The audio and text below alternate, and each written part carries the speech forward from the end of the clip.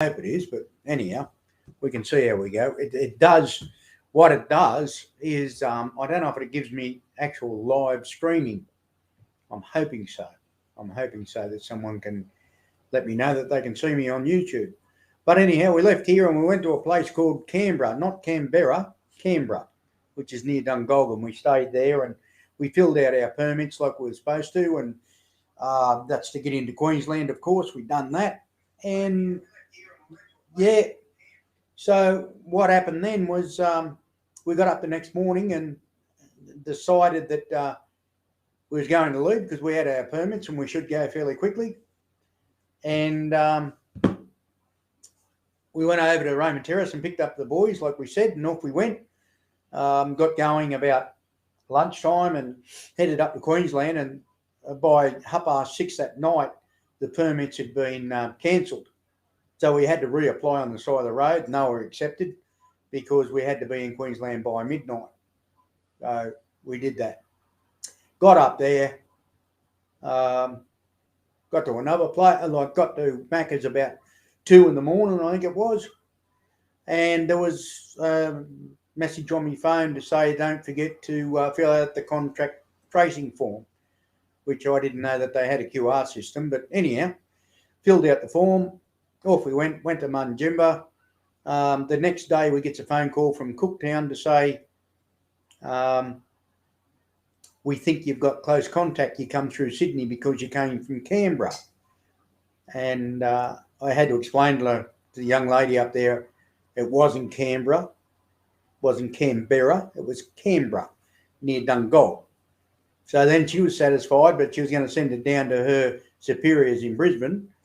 And they rung on the next day and quizzed me pretty well about it. And I said, oh, no, I left Orange and went out through Mary War and into Maitland and that way and stayed at a place called Canberra, not Canberra, near Dungog. But anyhow, that was okay. We did that. And we had a couple of days at Mudjimba. And then we went from there heading north. And as we left, we heard on the radio that the Premier was closing Brisbane. G'day, Barry. I can see you there. And Joey, howdy. Good to see you up there. But anyhow, I stayed with Joey and Barry the other night. We put the camper in their front yard. And, it was good. It was really good. Thanks for that, guys. Really good. Now that I know it's working, that makes me even, that's even better. But once we got going, the Premier of Queensland then closed Brisbane and locked it down. Not so much Brisbane, but that Sunshine Coast and Townsville. So here we are driving up through there, and we made a couple of phone calls to some people from the media who said to us, well, basically, if you're travelling, you're okay. So, all right, sounds good to me. So we kept on going and kept on driving all that afternoon and had a bit of a rest, and then drove again that night and got to Townsville. And we went through Townsville, and there was a policeman there, and he said, "Where are you going?" We said, "Actually, Cairns, mate." And he said, "No worries whatsoever. You follow that road, and don't turn off anywhere," which he's talking about the Bruce Highway, of course. So we did that, and we got out the other side of Townsville and kept on going, heading towards Cairns, and it was fairly early in the morning, so I said, that's it, we've had enough, so we're 50 k's away from Cairns, that'll do us. So we pulled up there, and there was a free camp, so we had that, and off we went. That was the major problems we had. Like, the major problems was COVID. That was our big problem. So we went to Cairns, and it rained from the time we got there to the time we got back. But all good. So we left Cairns and off we went down to the Daintree. And as you can see, the shirts behind me there's one there for Daintree. Oh yeah, you're just cooking, are you, Joey? Good on you. Anyhow, so we went to the Daintree and we had ideas of going back up through the Daintree and over the top of that dirt road to bring us back into Cooktown. I just can't think of what the name of it is at the moment. Bloomfield track. We met somebody there that said to us, well, you're not going to be able to get through there. It's terribly wet. And so we turned around and went back down to Mossman and went the long way around, come back into Lakeland that way to get to Cooktown. Really, at the end of the day, it wasn't a bad drive. Look, I wasn't working and I was on holidays, but as you can see, I'm back in Orange. Look at this. I've got the gloves on. I've got the Normie jumper on. It's bloody freezing. I think it's about 7 degrees or something. So it's cold. I mean cold. But Cooktown, and then we went back out to Battle Camp Road, up to Laura, Old Laura, I should say, and had a wander around Old Laura. All of these places, if I haven't got them on YouTube now, I will get them on YouTube in the next day or so, because I've got good service here and I don't go back to work until Monday or Tuesday, so I'll have plenty of time to do that. That'll be no problem. I'll put them up there so you can see Old Laura. We took a lot of photos there. As Joey said, I'll put the photos into a slideshow and put a bit of music behind it, and away we go. That'll be good. Old Laura, and then we went and stayed at Laura. Not a bad spot, just stayed there. COVID left us alone. We still had to do the COVID safe thing. Pretty well much up through there. Went to Cooktown, took the kids to the museum. Pretty good there. If you're going to Cooktown, great place. Can make sure you go to the museum. Worthwhile looking at. We went to Laura, and then we went up to we got out of Laura. They're tarring the road up there, and they're doing a pretty good job of it. So we got to Hahn River, and from where the roadworks finished to Hahn River, it was absolutely rough. I mean rough. The corrugates were probably that deep, anywhere from about that deep, from about 200 mil to a 300 mil, and they were anywhere from, if they were about, a couple of 100 mil apart, you could do that 80 kilometres an hour and stay on the top of them and skip over the top. But if they were more than 300 to 400 mil, you just had to slow down. So in this place, we're slowing right down. We're down to 50 kilometres an hour. But anyhow, we went through there, and then we stayed up at, where did we stay at? We stayed at a place called Archer River. That was okay. That wasn't too bad. A lot of cows are in the place, but we stayed there, and then we went into Weipa, stayed at Weipa, and then continued on. Now and for Buck, I know Buck must be working, otherwise he'd probably. But anyhow, Buck from Mr. Buckaroony, he went to Weipa, and I remember him telling me about a road that goes back over to Bloomfield Interchange, or Bloomfield intersection. That's where the old teletrack starts, and you keep on going up to Bamagoo Road. We were going to Bamagoo Road. We wasn't going out there.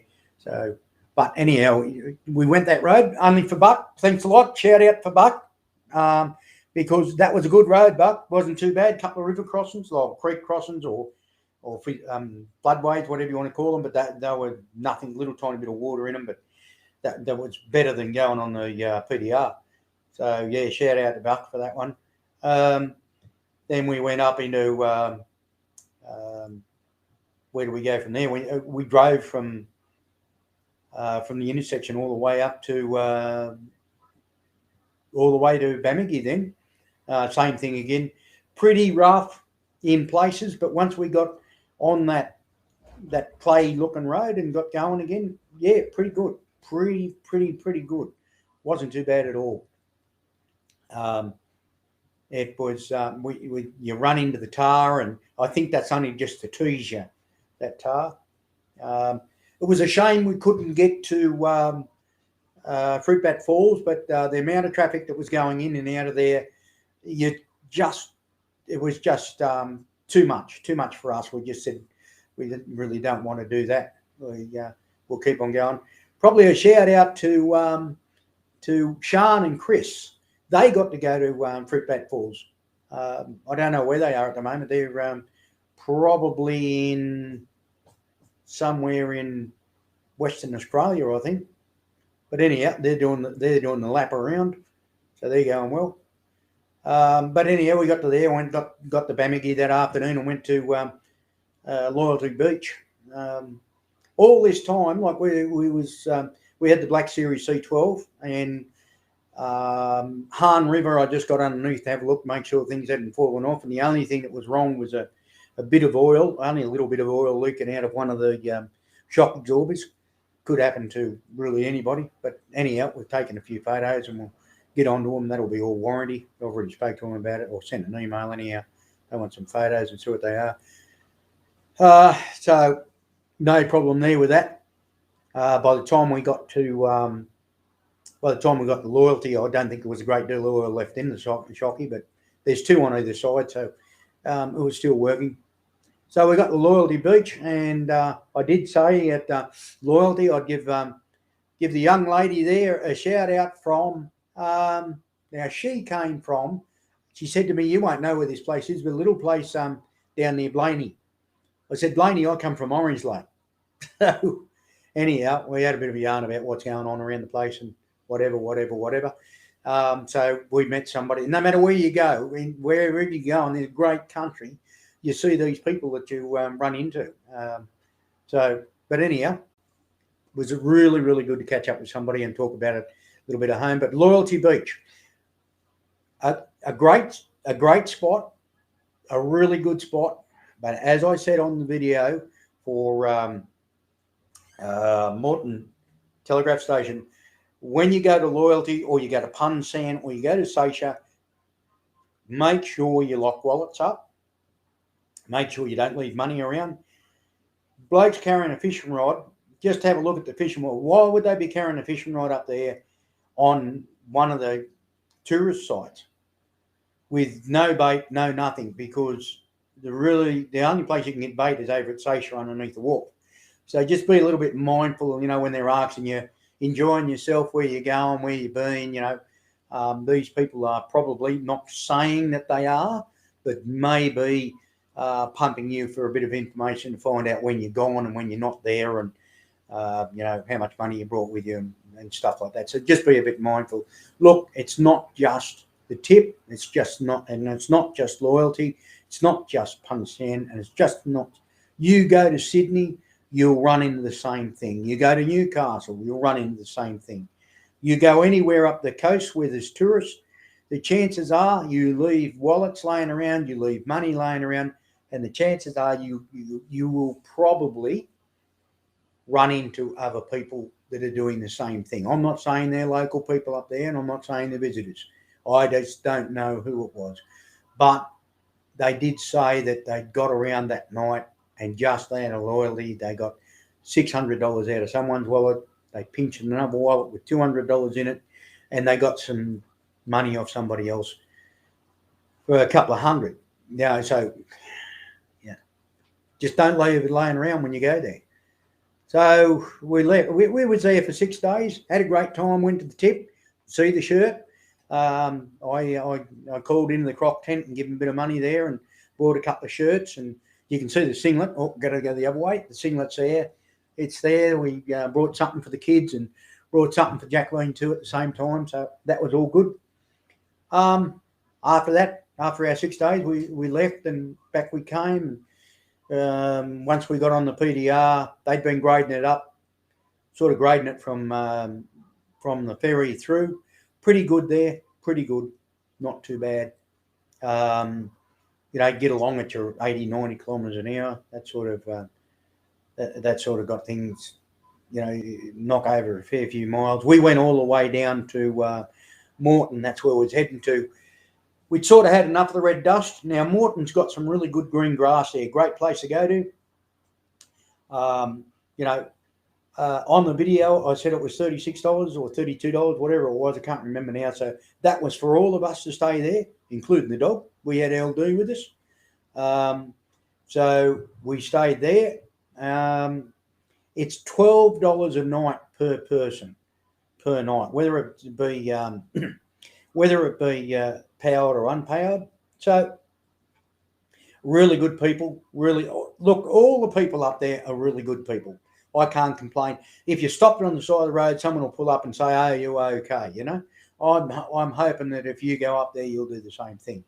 But yeah, it was really good spot. But anyhow, we went there and we got up the next morning.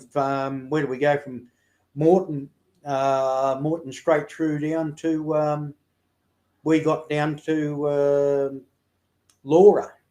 Got there just on dark. The roadworks had been went over the mountain, what they call the mountain, which is the hill you go over. We went over there and it was really rough. It was really, really rough. It was 30 kilometres an hour, where before, a week before that, it wasn't too bad. So it doesn't take long to break up. So we got to, once we got to the roadworks, well, once we got to Hannah River, they were grading on our way up. We got to Hannah River and the road was perfect. We was doing 100 kilometres an hour at Hannah River, where we was doing about 30 or 40 before when we was on our way up. So, but anyhow, we got down to Laura, good spot at the pub there, straight in there. We've got a powered side again. I don't know, you'd have to speak to Mr. Wilson about how much it cost. I didn't do that one. Stayed there for the night, got up and off we went down through Mareeba and places like that, and had an absolute ball, and went down through Bucks area, and I'd say Buck was away somewhere. He was away doing somewhere, but now fishing. So that was fine. That was fine. So we ended up going down through Charters Towers and had an absolute ball. What can I say? I didn't expect any problem with the Jeep. I really didn't. It's the second one we've had. I know what their limits are and what not to do with them. Yeah, not that Moreton, Joey. No, not that Moreton. This is Moreton Telegraph Station, darling. But anyhow, yeah. We went down through Charters Towers then and stayed at Charters Towers.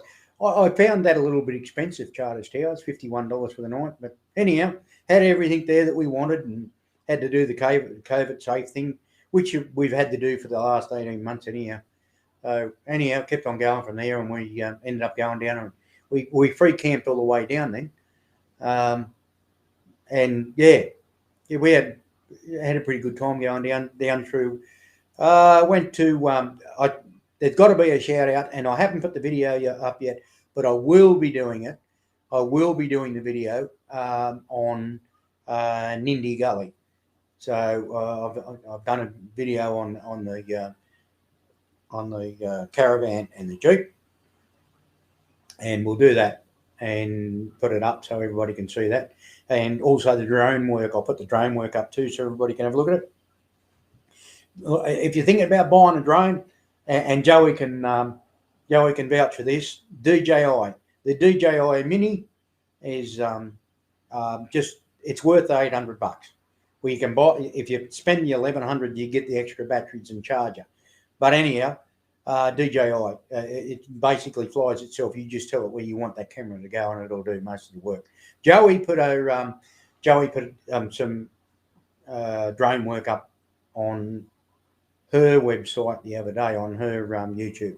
So go to Joey M. Wilson, I think it is. Yeah, there it is. There, Joey M. Wilson. Go to that, and you can see the footage we put on that, or she put it up anyhow. I just done the footage.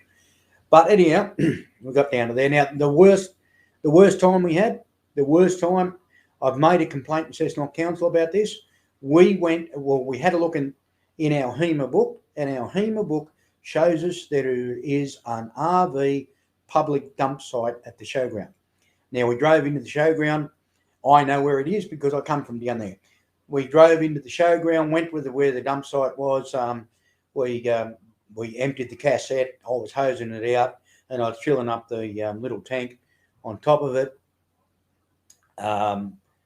And what happened was, I could hear a noise behind me, and there was a man on a gopher or mobility scooter, and he said to me, "Are you staying the night?" And I said, "No, we're not. We're just using the free dump site." And he said, "Oh, we've got to pay for the water, you know." And he was very abusive about it and whatever. And And a shout out to Tony too in Victoria, because Tony, we put a message on Facebook, and Tony sent me back another message to say 4 years ago he abused me and charged me $5 to use a free facility. So what I've done is I've sent the council, Cessnock Council, an email in their complaints department, and it automatically generates an email back to you. So nobody at the other end has read it yet. So in the next day or so, I'll get on the Cessnock Council and just ask them what's going on with that. And if anybody else has had any, just put the comments in the comments down the bottom. And the reason for that is I'll just say, look, here's another person that is I won't mention any names, but I'll just say there's another one of our followers that has had the same problem. So it's wrong. Yeah, apparently, if you don't stay at the caravan park, you're not allowed to use the free dump site. Well, if that's the case, put a sign up, man. Like, just put a sign up says, if you come here to use the dump site, you must stay in the caravan park. And then they've got to take it off HEMA maps, because HEMA maps are that good that you can buy them today, and in 9 months' time, you're still using the same book. In 9 years' time, you're still using the same book. That's how good they are. But anyhow, that was the worst time we had. And a lot of thanks to Joey for putting us up for the night. But I must tell you, we went down to a little caravan park at Merriwar. Now, it's still owned by Scone Council. Lady there that runs it, really, really helpful, but she's only new in the job. Look, it was $25 for the night on a powered site, power and water. A few trucks went past, a little bit noisy, but you get used to it after a while. It depends how tired you are. $25 to stay there, and you can just walk up the RSL club or wherever you want to go. Got the best pies in Australia at the bakery, but they were closed when we got there, of course. But shout out to the Merriwar Caravan Park. Great spot to be. Great spot. But anyhow, look, time's nearly up. I'm up to 22 minutes and 34 seconds, so I'm nearly out of time. Joey and Barry, thank you very much. Shout out to them. Great people. Joey's got a great site. Bit of a bogan, but she likes to be called a bogan. She likes it that way. No, a good one, but a good bogan. She'll just tell you how it is, and that's all there is to it. Knew her father very, very well. We was great mates. Unfortunately, he passed away with cancer, and it was a big loss in our life. I mean, a gigantic loss in our life. So we always remember Graham as much as we possibly can. But anyhow, that's life, the way it happens. All right, Jimmy from Hairy Campers, if you like what we do, make sure you hit that button, that one that says like. That's what does good stuff for me. And if you want to see this old face hanging around on YouTube again, make sure you hit the subscribe button, and that way it'll come directly straight to your phone or your computer, and you'll have a look. But as I said, a shout out to all those followers, Buck and Joey and all the rest of them. There's just too many there for you. But at the end of the day, I'll try and make this a weekly thing, just bring you up to date with what I'm doing. But anyhow, thank you very much for watching, and I'll go offline now. Thank you.